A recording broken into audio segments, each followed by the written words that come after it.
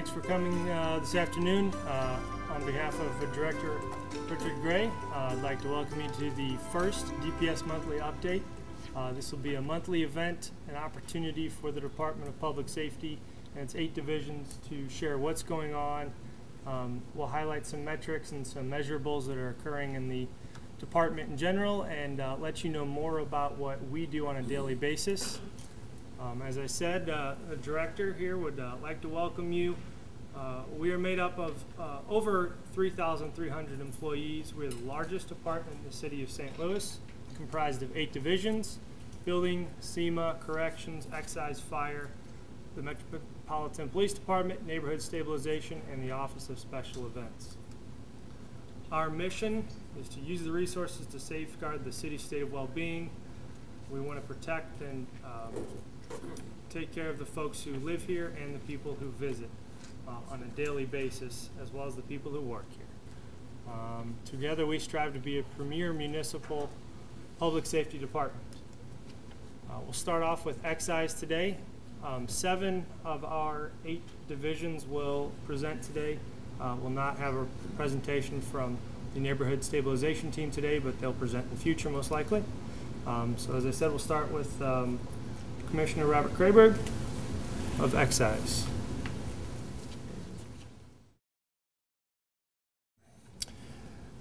Hello, I'm Bob is Booze is Bob is my name, Booze is my game. Krayberg here is what this is all about booze. Why they call it the excise division, I don't know. It has to do with back in the day when we collected excise taxes and so forth, but really liquor control is probably the better way to define what we do. In liquor control, our mission is to efficiently and expeditiously promote public safety by consistent and fair administration of the liquor laws through enforcement, education, voluntary compliance, responsible sales, and preventing the misuse of alcohol as it affects the quality of life in the neighborhoods of the city of St. Louis. The excise division, or liquor control, our licensing is broken down into 2 main categories. There are drink licenses, whereby people can actually consume on the premises. That would be your bars, restaurants, and nightclubs.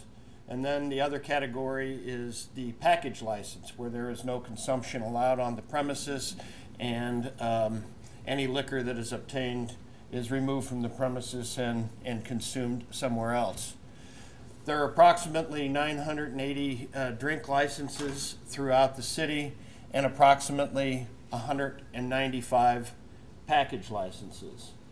And those 2 categories are broken down into subcategories. For example, there's a 5% drink, which would be a beer-only license. There's a 22%. And then there is the full drink license, which allows for the sale of any type of liquor. Packages are the same way. There are subcategories under each of those licenses. This is a chart that shows new liquor applications over the past since 2009 through 2014. You can see that they've decreased somewhat, and I don't know what that means. I'm not analyzing, but I believe it probably has something to do with the recent downturn in the economy, that people have just not decided to take the risks and to go into business. This is one of the phenomena. These lines kind of stay close to each other. The openings and the closings of liquor establishments. Most of the liquor establishments that we have and the new licenses that are issued are not issued to new premises. There are some, of course, but it's usually turnover. The bar restaurant business is notorious for turning over. And one of the weird phenomena that I've seen about it is that no matter if the previous guy or the previous 2 owners have not done well, there always seems to be 10 guys standing in line who want to open up a bar. And so we've seen this over the years that you know, the one place will go out and somebody will want to put a new license in there right behind them, regardless of the previous success. Applications that are abandoned are denied. Again, people will often make applications and not be able to get the license, and it's usually the reason why people don't get licenses is because of the neighborhood. The City of St. Louis allows the stakeholders, the people who are most affected by the presence of a liquor license, to have the most say in whether a license is issued. They are the stakeholders, the people who own property in the immediate vicinity of a licensed premises, the registered voters who are in the immediate proximity, and the licensed businesses. So the applicant has to obtain the signatures of a majority of property owners and a majority of the combination of registered voters and businesses. So it's not a bureaucratic decision when it comes to issuing a license. If the applicants don't convince their neighbors that it's a good idea, the license won't be issued. So a lot of these things get controversial. Obviously, if a bar operator doesn't have a good impact on the neighborhood, that neighborhood would probably be reluctant to sign up for someone else. So it's kind of a checks and balances effect.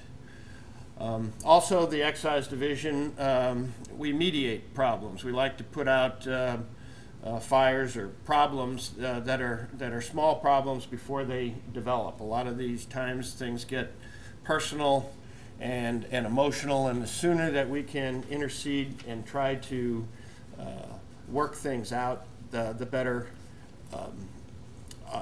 outcomes that we get. Our investigations, I have 3 liquor agents who are able to do investigations of various types in bars and nightclubs, and we've tried over the past couple of years to even step it up more, to get out into more establishments, and we operate mostly on complaint, either from the police department, the alderman, and neighborhood association, citizen service bureau types of complaints. I guess we're probably different than other types of inspectors because the problem that was experienced last night may not even exist by the time that we go out. The nature of alcohol and the effect it has on some people. Some of the best times I've ever had in my life were at a bar, I'll tell you that. I'm not going to tell you that I'm some kind of a prohibitionist or anything, but a lot of these things, it's difficult to pin down because it's based on someone's behavior at the moment, and that may not be terribly consistent. But once again, the neighbors have probably the greatest amount of influence in this process than anyone in City Hall has. Well, if you have any questions later, I'll be glad to answer them for you. And thank you very much. Okay, I'm Frank Oswald. I'm the building commissioner for the City of St. Louis. I wanted to talk to you folks just a few minutes about basically what the building division does and our functions. Our primary objective, our mission statement, is to streamline the permit process, making it more efficient, responsive to customer needs, thereby producing increased customer satisfaction in a climate conducive to development. So the building division is essentially about, we have, I believe at the moment, 197 employees. We do quite a variety of functions. We do, obviously, building permits. We do the reviews of those permits, make sure that people, when they're building a deck, when they're doing a room addition, that they're doing it code compliant with the national accepted standards. We do occupancy permits for both commercial and residential. We have a section that does lead inspections, and we do lead remediation for people who are unable to, have a safe environment for their children and stuff, and we actually provide a lot of those services free of charge. We also work with our community development agency in doing our Healthy Home program to assist seniors and people in meeting code requirements and needs, basic housing needs. And we also, do community functions such as boarding up vacant buildings and demolition of vacant buildings. So that's just kind of an overview of what we do. What I want to try and get into now is just some of the numbers, the metrics as far as what we do and how it impacts the community, that kind of stuff. Our permits section in fiscal 14 here, the value of the total value of the building permits, which is the third from the left line over at the bottom, is the important number I want you to notice. We did $635.6 million worth of construction permits. That's construction within the city of St. Louis. That's a pretty sizable number and a lot of activity. The city has quite a bit of stuff going on a regular basis, and I think this demonstrates it pretty significantly. You can see in our graph here that it's interesting from year to year. You've got fiscal 13 versus 14. Obviously, we've had a little better year this last year than the previous year, and I think this is a good indication too that the city and the country is coming out of the economic, slowdown that we had during, the 09, 08, 07 years, that kind of stuff. But you can see that tends to be no particular pattern showing, that this is the construction season or that's the construction season. A lot of people think that, this year has just been kind of the opposite of the previous year. So that's just kind of the way it goes. But again, it's a good indication of what's actually going on. This is a really interesting slide. A lot of people feel that, all the construction activity may be allocated to a particular area. This shows that obviously the central West End, where we've got the IKEA store going up and where we have a lot of activity, a lot of residential activity, a lot of commercial activity, is by far the largest. Obviously, downtown has a lot of permits. There's $75 million worth of permits downtown this last year. The Midtown area, obviously, then you get into Forest Park. Well, Forest Park at $21 million worth of activity. You've got the zoo in there, you've got the art museum expansion and all that kind of stuff. So you've got a lot of good stuff going on.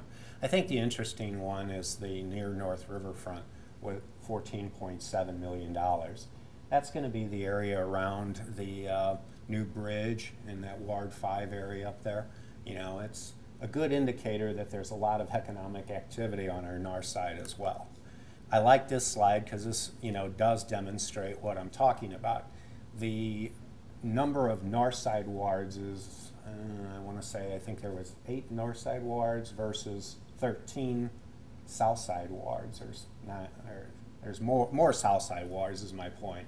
So those wards down the center core of our city obviously take the bulk of it, but there's actually more construction activity and more permit dollars going on the north side than there are on the south side, contrary to what a lot of people, or believe for whatever reasons. This is something I just wanted to bring to people's attention. One of the things we try and keep track of nowadays is, permits that are green in nature, permits that are stuff that, are eco-friendly to us.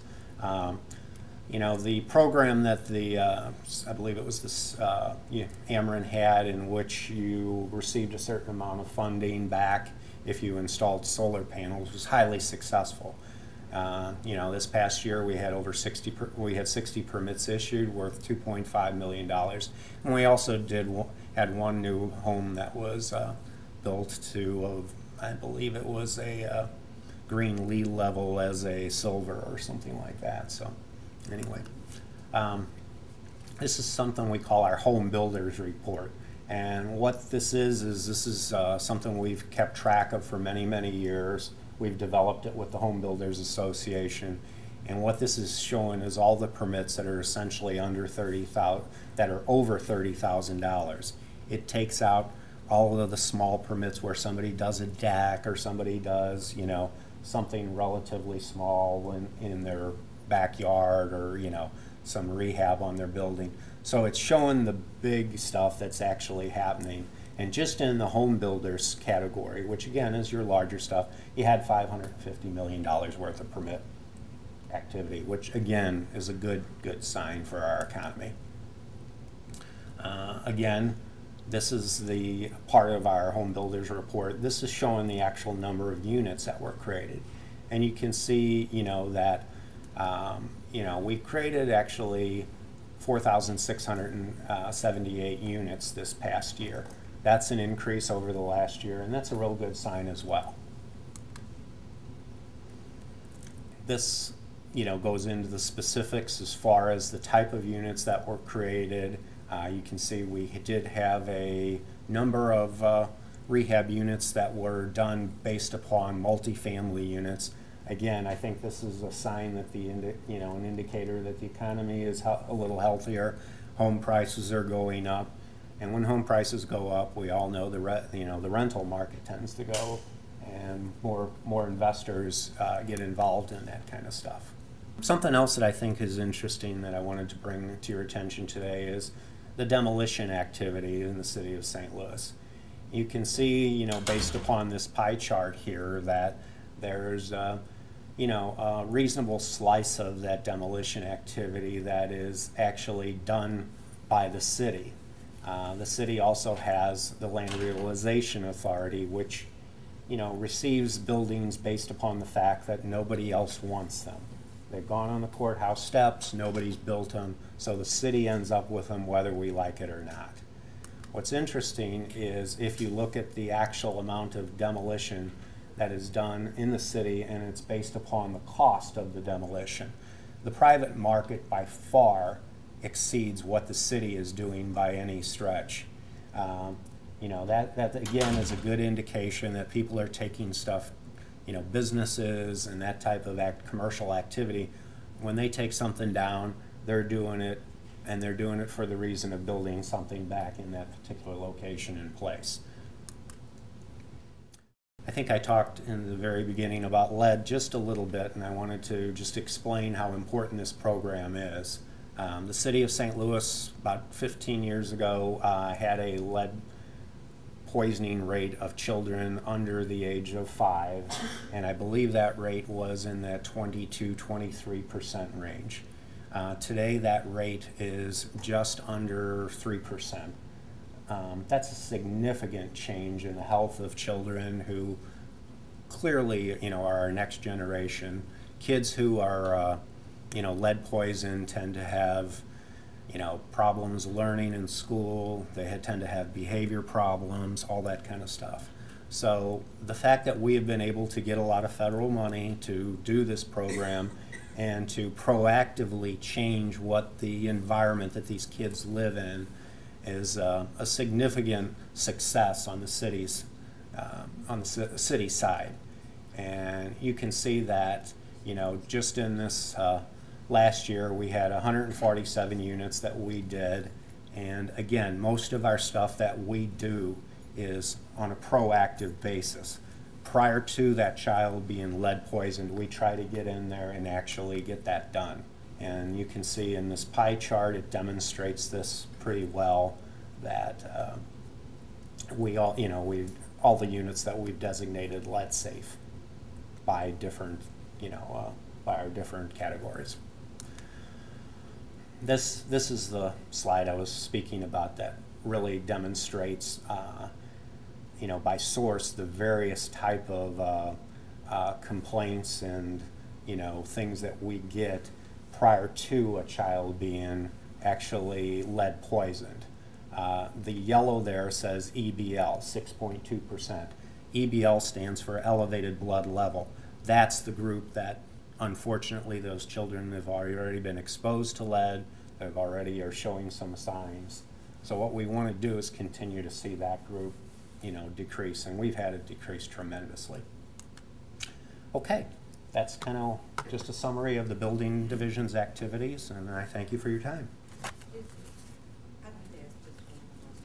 On the Let's Save program, Mm-hmm. have people who own homes and they rent them out. Yes. How do you control the people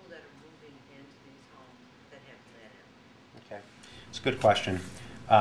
First of all, the city is got a program called the Housing Conservation Inspection Program. So you're required to have an inspection of the unit prior to somebody moving in. Every one of our building inspectors who does an inspection has already gone through a basic lead risk analysis training. So if there's any indications that that particular unit has peeling paint, flaking paint, that kind of stuff, what they do is they go ahead and they refer to our lead inspection section. These particular people, men and ladies, have all of the required lead licenses by the state of Missouri, and they carry an XRF, which is a very expensive piece of equipment that you can put on a piece of wall or paint or floor or ceiling or whatever, and it tells you, it gives you an analysis of how much lead is there. So our objective is to try to do that beforehand. And our so we look at it, we inspect it, and our programs are such that, if you as a landlord have tenants in there and you have a child in there, we encourage you to call us, or we encourage the parents to call us. The cost of this stuff is usually borne through our grants. The federal government requires us to look at the income of the tenants, not necessarily the owner. Now, if the unit is vacant and the city is inspecting it and you got issues, we make you pay for it. If the unit has a child in it, our objective is to get that place as safe as possible, as quick as possible. So basically, if an owner has a property, the inspector should inspect it before a permit or... Before somebody moves in, yes. But it doesn't happen that way. Not always, no. No, there's a lot of landlords who don't do it that way. Well, there are a lot of people who don't know, too, how, that they have anything or Right. to call. Right. I mean, it Yeah. happens. Yeah, it does. So that's why we try to have both, proactive and reactive stuff as much as possible. Thank you.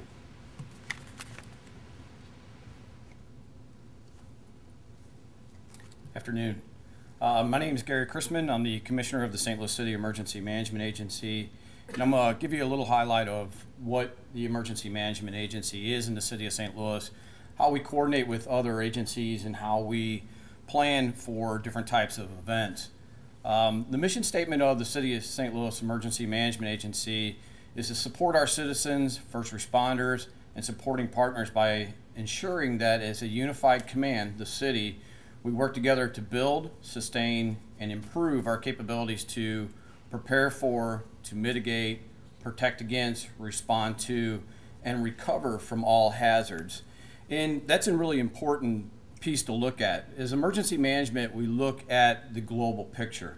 We have to look at the entire city of St. Louis and also the surrounding area to see what can possibly impact the city of St. Louis. So when we look at all hazards, we look at natural events as earthquakes, tornadoes, flooding, snowstorms, ice storms. We also look at technology, any type of utility failures. If Ameren has a large power outage or Liquid Gas has a shortage, those type of things, along with train derailments, the port area. And then we also look at and work with other agencies on the man-made type events like civil disobedience and terrorism and those type of things to make sure that we're addressing anything and everything that could possibly happen inside the city of St. Louis. With emergency management, we look at 5 different phases, and those phases are prevention, preparedness, response, recovery, and mitigation. Where we know prevention is very limited because you can't prevent a natural event from happening, necessarily can't do it on technological or man-made. So prevention kind of goes really into preparedness. And what we look at preparedness is how prepared are we as a city, as a region, as a state, and really as a country to be able to respond to all hazards. So we don't look at just our own assets or capabilities inside the city of St. Louis, but all those partners that we also work with, and I'll talk about that in here in just a minute. But reaching out in preparedness leads right into, once we know that we're prepared, to at least be able to lessen the impact of an event. Now, how can we respond to the needs of our citizens, our guests, those that work downtown, and also be able to recover and mitigate from future disasters. And those are really important as they go in a circle because they play off of each other in how prepared we are is how good we can respond. How we respond is going to help our recovery and then lead into mitigating. So with that being said, when we look at all hazards, as I said, we don't look at just what's happening in the city of St. Louis. We have to look at what happens throughout the region, throughout the state, both on the Missouri side and also on the Illinois side, to make sure that we're working with all of our partners to ensure that we understand what networks we have in the event that we do have a disaster, we have that capability to be able to respond. So we look at our city departments, Department of Public Safety, and all of our agencies, Human Services, Department of Public Health, to make sure that we have all those partnerships together and that we're working off of the same plan. And then we start looking outside of the city of St. Louis for our regional partners. St. Louis County, St. Charles, Franklin, Jefferson County, Madison, Monroe, and St. Clair on the Illinois side, just to name a few, along with what volunteer agencies do we have, what non-for-profit agencies are going to be able to come in and help us in all those different phases. And then we also work with our state agencies to make sure that in the time that we have a disaster larger than our capabilities here in the St. Louis area, that we can, for a timely manner, be able to reach out and ask for or request state resources and state assistance depending on the type of disaster it is. And then once the state is impacted large enough, that we start looking at how our federal partners can start moving in and start helping us with resources and allocations of different capabilities. So we make sure that we have that network built at all times. That network, as we know, changes. Positions change, people move from job to job. So it's a continuous process of making sure that we have all those people at the table during all those different phases to make sure that we have the capabilities that we need to be able to respond. And one of the ones that I didn't mention that's on the slide is our medical facilities. We work very closely with all of our hospitals to make sure that if we have that large disaster that causes a mass casualty incident or even a mass fatality type incident, we have those plans in place to be able to ramp up or do a surge within the hospitals to take care of those patients that are in the need of medical resources. So a lot of what we do is planning for the what if.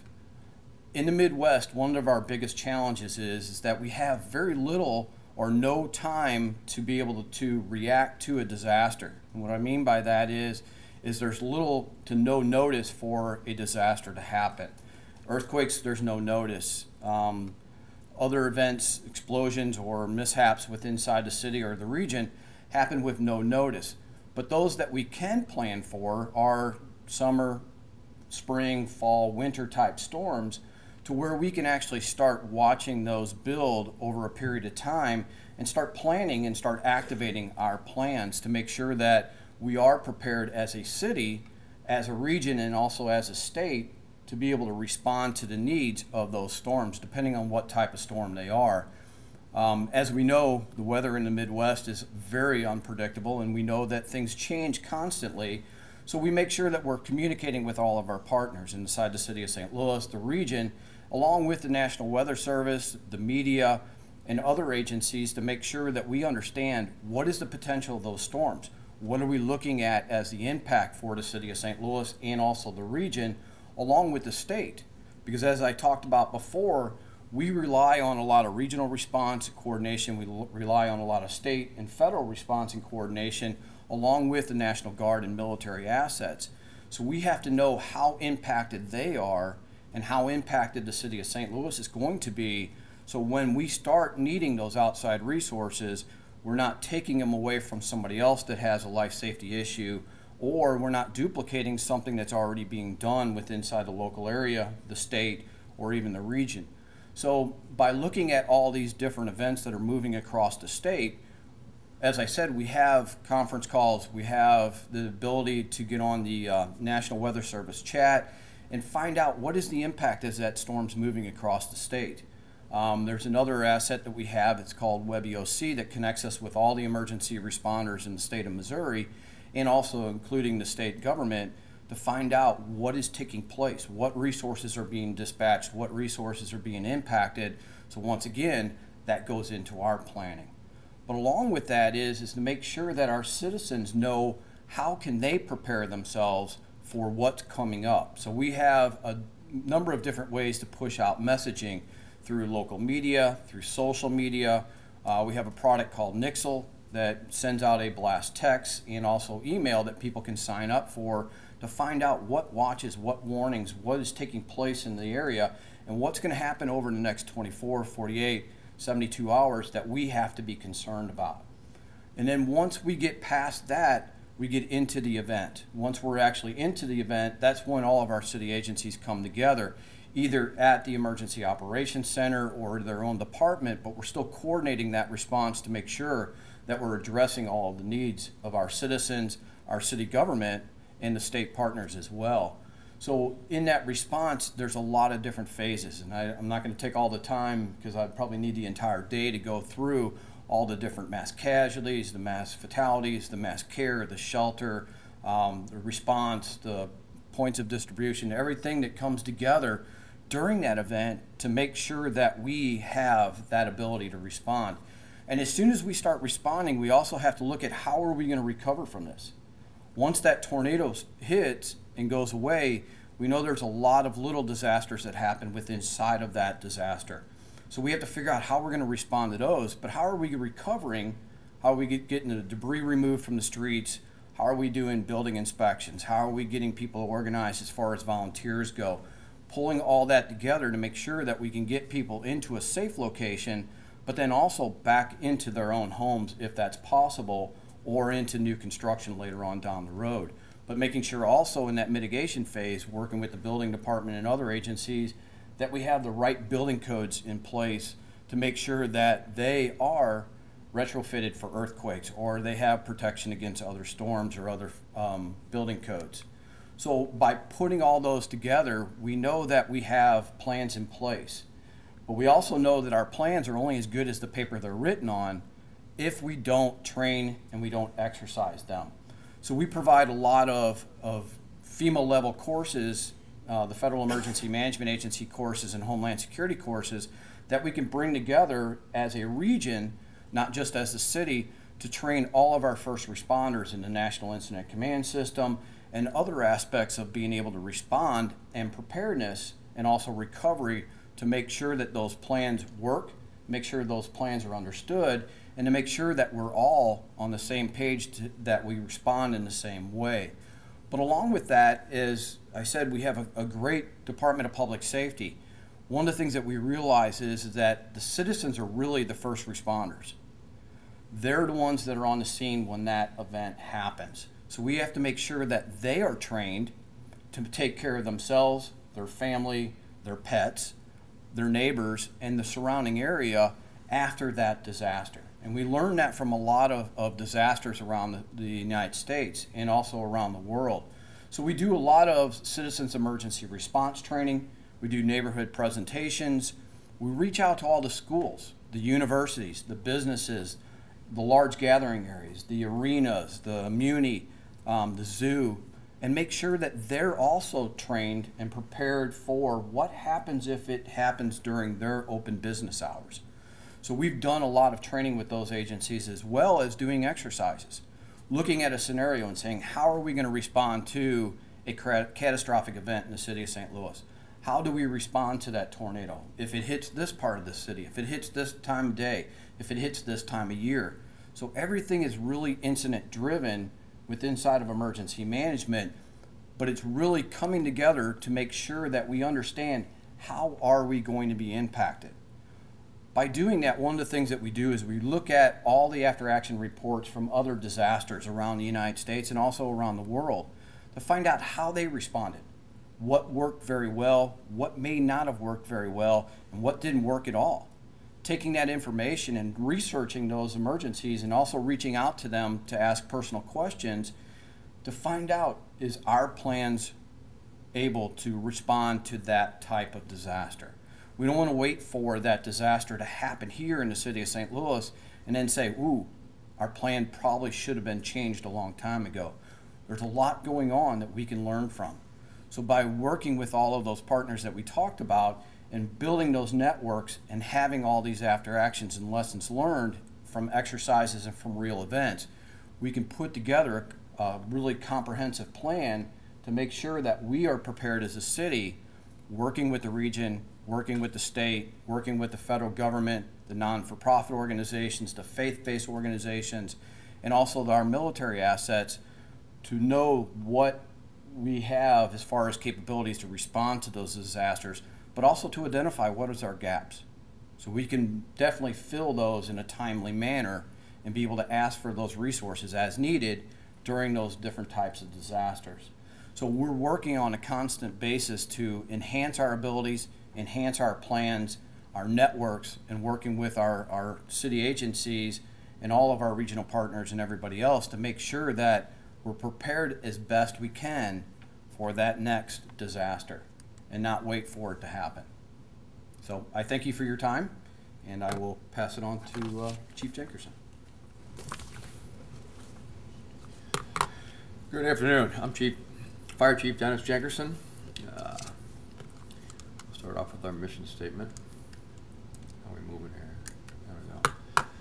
Mission of the St. Louis Fire Department is to provide the best possible fire, rescue, and emergency medical services for the protection of life, property, commerce, and environment for the city of St. Louis. We've been doing this as a paid department since 1857. We're the second oldest paid fire department in the entire country. And I've been doing it for almost 36 years, and in my opinion, we're probably the best in the country. We do a very good job at what we are required to do and what we learn to improve on. The St. Louis Fire Department provides fire, rescue, EMS, homeland security, and emergency management services to more than 25 major events. During this time of year, this time of season, a lot of our efforts are put towards special events. This year's events include Fair St. Louis, Coleman Race, the Race for the Cure, the Soulard Mardi Gras, Annie Malone Parade, and many, many more. There's also many small neighborhood festivals that take up a lot of our time.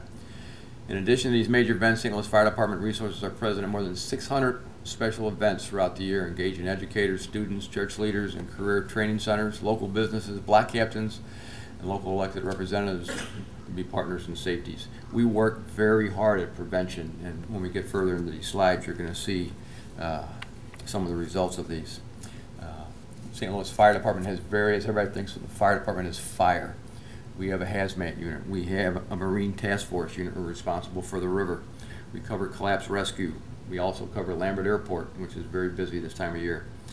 We also have a regional support or strike force unit that's responsible for the entire state of Missouri and can be called anywhere in the United States, which requires training year-round. St. Louis Fire Department is active in the St. Louis community on a daily basis, instituting multifaceted outreach programs. These programs enable the fire department to get important fire and life safety information and resources to the public.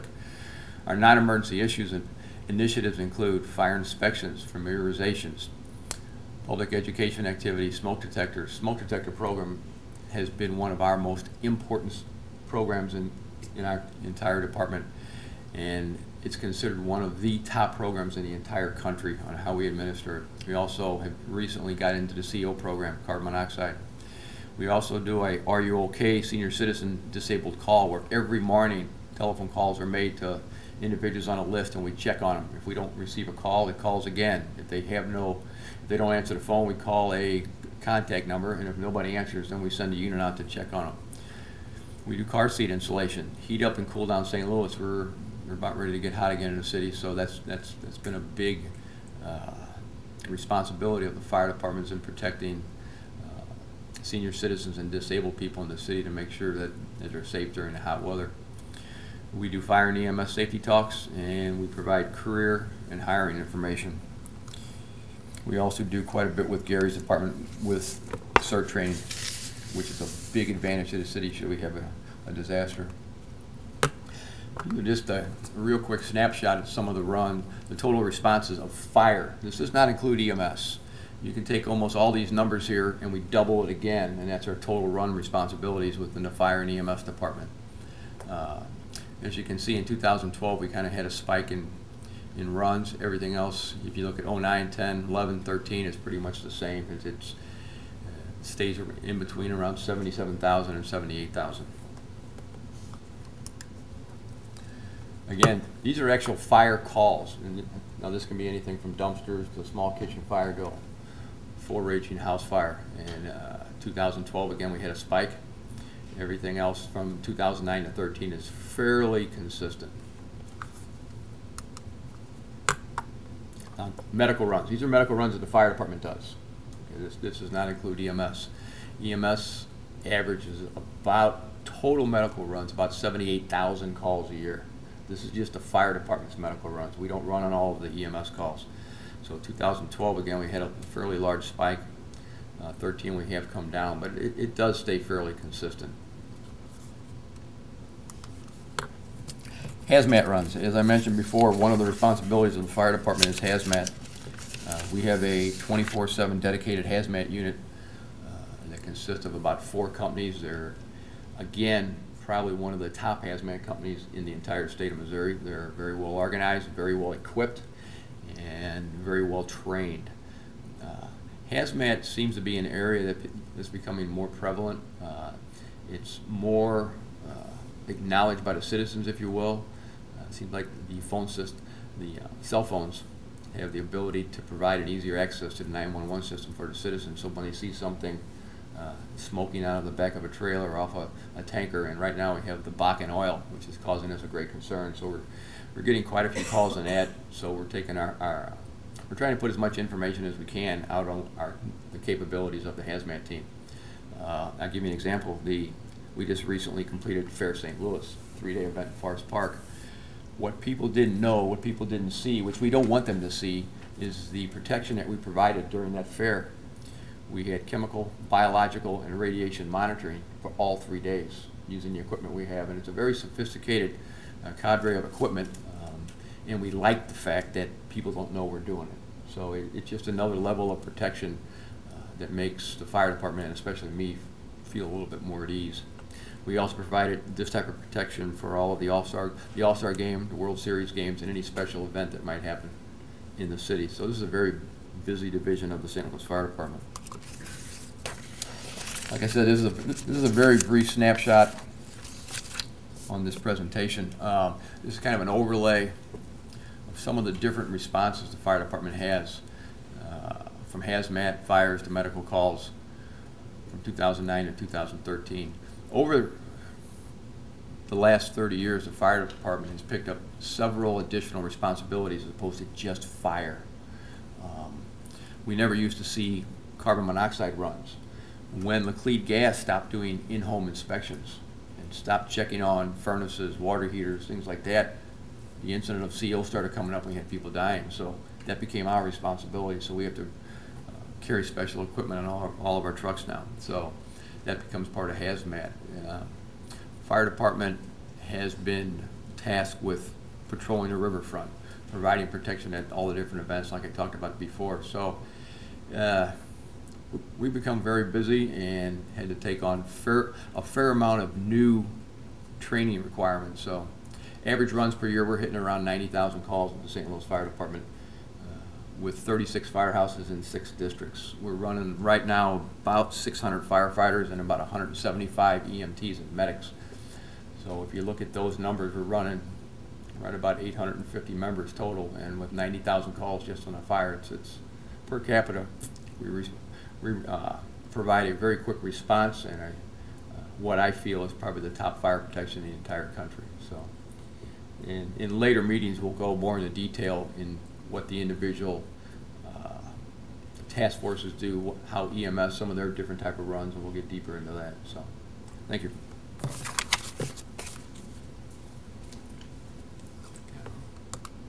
Corrections? I didn't forget about that. Okay, thank you. Thank you, Chief. My name is Dale Glass. I'm the Commissioner for Division of Corrections, and we operate out of 2 facilities. MSI, or Medium Security Institution on Hall Street. There we primarily house all the females that are incarcerated. and also those that have been sentenced to serve time in the city of St. Louis, as well as those that have been charged with minor offenses.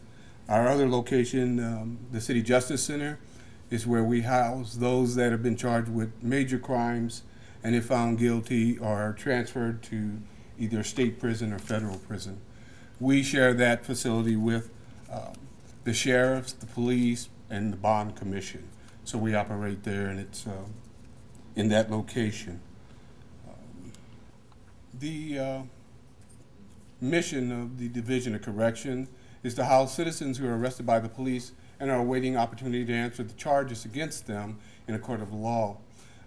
We ensure the safety and the security of the staff and the inmates in the custody of the Division of Corrections and provide opportunities for the inmates to become more productive citizens upon their reentry into the community. If they are released immediately to the community, we address their needs and concerns and try to prepare them for that release. And we also offer similar same services, even if they end up being incarcerated in prison. Their needs probably would require more programming, and therefore starting at that stage is appropriate for that particular group. The average annual population, as you see on this chart, over the last couple of years has decreased. In 2012, we had an average population over the months of about 1,842. 2013, we had 1,796. And so far this year, we're running at a population of about, on average, 1,583. That fluctuates. There could be a number of reasons for that. We've put a couple of things in place that we think that have impacted our population, but certainly one might consider that reduced crime also plays a role in that, reduced crime in the city. Again, this is a look at the average population over the months for those 3 years. Our daily population as of July the 9th was 1,423, and our largest population we had back in 2007 was 2,133.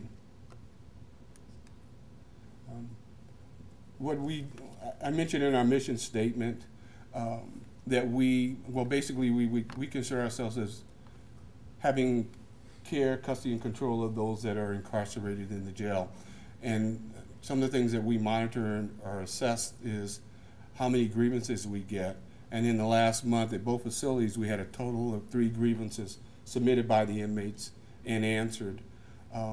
Another interesting note I thought you might be interested in is how many sick calls or contacts we have with medical. So at both facilities, we have a total of 610 medical sick calls for last month. And in terms of meeting the needs or addressing programming for the inmates, we've partnershiped with drug court and also with mental health doc, and we think that has impacted our populations where some of those populations have been diverted.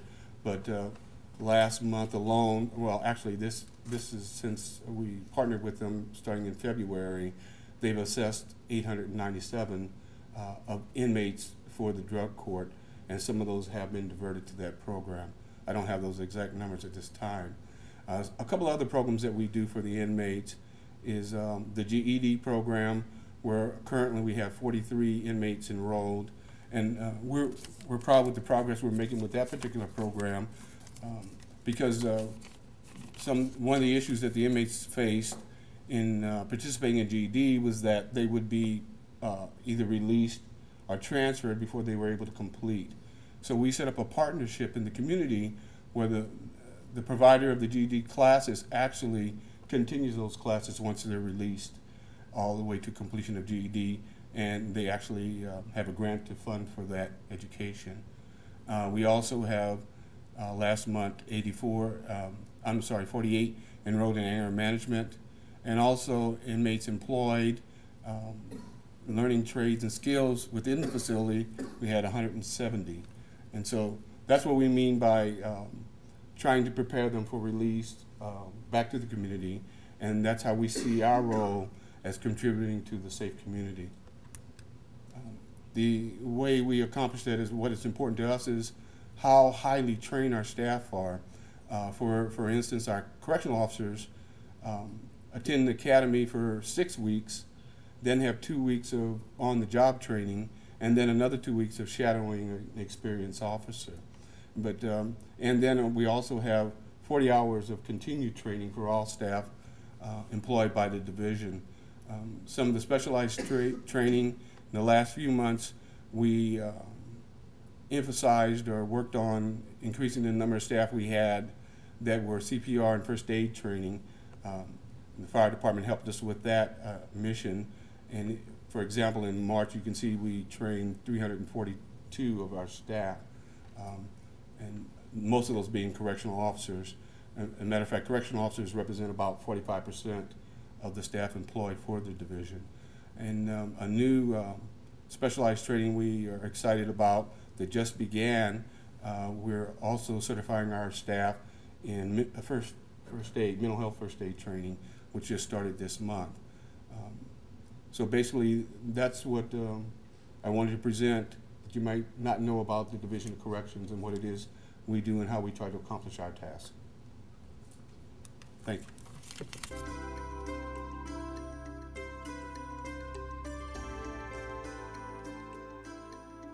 We have experienced a pretty good growth of events in the city. The Office of Special Events assists every event and organizers with the process to secure all the permits, and I make sure that we communicate with the other departments and make it enjoyable for citizens and visitors. You can see the growth. This is, we just took from 2009 through 13, but you can see how many more events are in the city now than there were just even 5 years ago. This is a good thing and a bad thing. There's a lot of guys in this room who don't think this is all the best, but really more activity on the street means more happy people and maybe less bad guys. That's always the way I like to look at it. So we have a lot of parades. Parade numbers don't vary much because most of the parades are old and have been in the city. They're St. Patrick's and Mardi Gras and that kind of thing.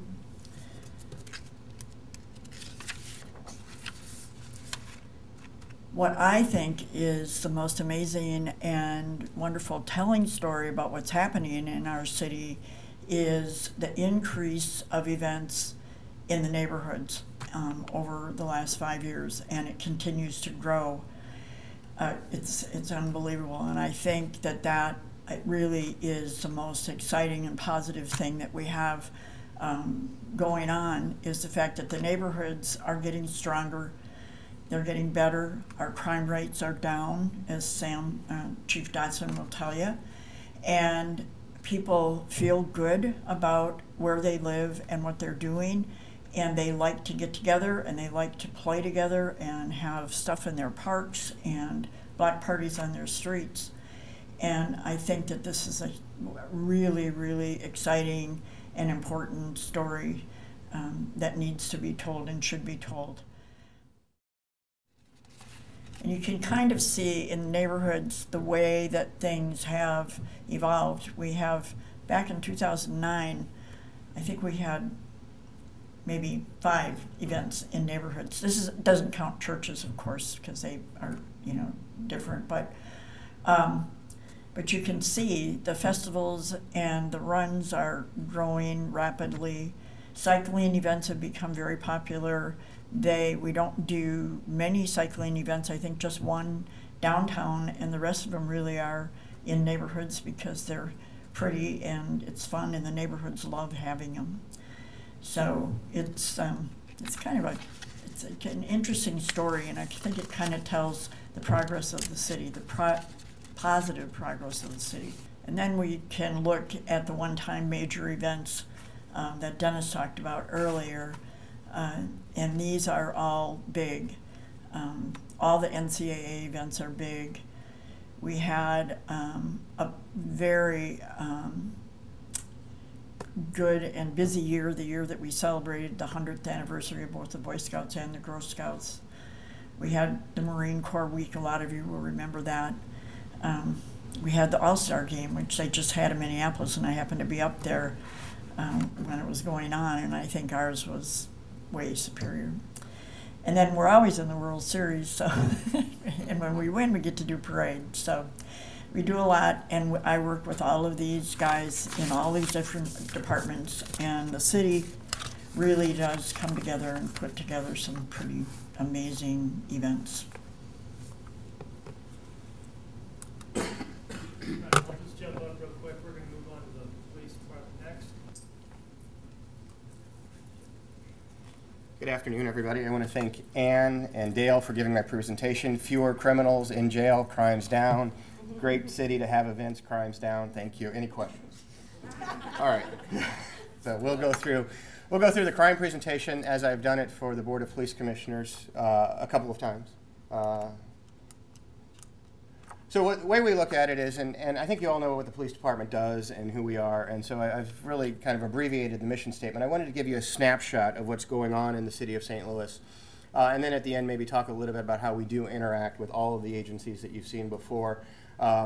Like Ann, I think we touch everybody, including corrections, and it's a great partnership that we have in the Department of Public Safety. So these are crimes that have occurred in the city of St. Louis through June. We take a snapshot at the beginning of each month to look back. So this is really what's happened for the first 6 months in the city of St. Louis. I wanted to start with a fun fact. There are the fewest number of reported robberies, aggravated assaults, burglaries, larcenies, and vehicle thefts in the city of St. Louis since before 1970. That's a fact that doesn't get reported a lot because our friends in the media thrive on what's happened today, and so they need to fill their newscasts. Nothing personal, Joel. The paper needs to fill their newscast with things that happened during the day, and that sells. But the reality is that crime in the city of St. Louis is at the lowest levels in most of the categories that we've seen since 1970. I always think it's important to have perspective and context, so this is a look back on crime, and crime doesn't go down in a straight line or up in a straight line. This is a look back to 1970, and as you can see, we are significantly lower in the total number of crimes that have occurred in the city of St. Louis. We're also down in the number of crimes that happen per 1,000 people. So crime is down in the city of St. Louis. Person crime, which gets a lot of attention, this is the person crime since 1970. You can see the spike in the mid-1990s, attributable mostly to the crack cocaine and the introduction of crack cocaine into the urban core, into the city, and the violence associated with that. 1993 was the largest year for aggravated assaults and homicides in the city's history. So let's look at what's happening right now in the city of St. Louis. This is a year, this first 6 months compared to of 2014 compared to the first 6 months of 2013. Murders and homicides, we've had 9 more murders in the city of St. Louis compared to the same period last year. There were 120 homicides in the city of St. Louis. The 5-year average for homicides in the city of St. Louis is 126. We will end the year hopefully under that. Our strategies, hotspot policing, our enforcement strategies around specific individuals. Homicides are one of the most difficult crimes to prevent, just for context and understanding. I'll give you a couple of examples. There have been 2 instances so far this year where parents that are responsible for their infant children contributed to the death of their children that were ruled homicides. There were 2 adult children that murdered their parents in the home, one on Easter Sunday. There are no police interventions that I knew that would have stopped either of those from occurring. It's one of the most difficult. As we move across, rape, robbery, aggravated assaults, we even see a decrease in aggravated assaults. Aggravated assaults is a precursor, obviously, to more severe violence, potentially murders and homicides. We've seen a decrease in there. Our targeted strategies are gaining traction. Burglary, larceny, vehicle thefts, all the way across. Arson, 9 different, so about 1.5 more arsons per month. Again, crime doesn't go up or down in a straight line. I don't see any patterns or trends that are alarming there. 9 additional crimes in the first 6 months. This is the total decrease of crime that has occurred in the city of St. Louis for the first 6 months. The red bar is total crime, 11.6% reduction. So that means 1,442 fewer crimes were reported in the city of St. Louis. The gold bar is property crime, things like larcenies from vehicles, burglaries, stolen autos, down 13.1%, or 1,300 fewer crimes. And then the person crime is in the blue bar, down 5.6%, or 135 fewer people victimized by violence in the city of St. Louis during the first 6 months compared to last year. These reductions, again, I want to talk about, are on top of year-over-year reductions. Going back to 2006, and people ask why we go back to 2006. In the last 10 years, 2006 was the largest year for crime. We see a 52% reduction in total crime since 2006 in the city of St. Louis. Property crime is down 54.3%, and person crime, the violence in the city of St. Louis, for the first 6 months of this year compared to the first 6 months of each year back to 2006 is down over 40%. Again, for our friends in the media, that's a story that doesn't always get told, but it is the reality, and supported by what Dale said, that fewer criminals in jail. What this means is, and somebody will ask, shouldn't it be just the opposite? Shouldn't you have more people in jail? You have to remember that the #1 purpose of a law enforcement agency is to prevent crimes from occurring. So if we prevent crimes from occurring, we don't have to arrest somebody, but what we've done really is we've kept somebody from being victimized, and not having victims is absolutely what we want to accomplish. So our decrease is supported by what Dale is seeing in his correctional facility. The city of St. Louis is divided into 6 districts. Those 6 districts are spread out into 3 area stations. We have a North Patrol, a Central Patrol, and a South Patrol. As you can see, and I won't go through each of the numbers, each of the areas, each of the districts are experiencing decreases in all of the crime categories. So people will say that we've put resources into one neighborhood and not into another. This shows that we've got decreases across the city. Our targeted strategies work in most neighborhoods. That's one of the primary reasons that we redistrict the city of St. Louis on January 27th of this year. For 50 years, the city was divided into 9 police districts. Those 9 police districts no longer reflected the economic development, the population shift, a variety of factors. We thought 6 was the correct number for districts. On January 27th, we implemented that strategy for 6 districts, and it appears to be working. As I look across all 6 districts, every Thursday we have CompStat, like they do in New York. We sit down and talk about it. Calls for service, crime, reports, self-initiated activity are almost equally balanced among the 6 districts, along with people. So using a data-driven approach, we appeared to have accomplished what we wanted internally. Now this is the indicator. We have to continue to make sure that we're pushing down crime in the areas that we need to focus on. I think it's always important to have context, because I said crime doesn't go up or down in a straight line. Here, the blue line is a 5-year average for these particular crimes. The gold line is the current 12 months. As you can see, homicide up and down, sometimes above our 5-year average, sometimes below. For June, we had 7 fewer homicides than the 5-year average. For robberies, citywide, you can see all year we've remained below the 5-year average. There were 58 fewer robberies in June than the 5-year average. 86 fewer aggravated assaults in June than the 5-year average. Burglaries, 48 fewer. But here is a diagnostic tool, and this are the types of things that I look at. As you can see, that line, the gold line, is coming closer to the blue line. That tells me that we are seeing an increase in burglary activity, and that's an area of focus that we discussed this morning at our CompStat meeting. Over 400 fewer larcenies in June than the 5-year average.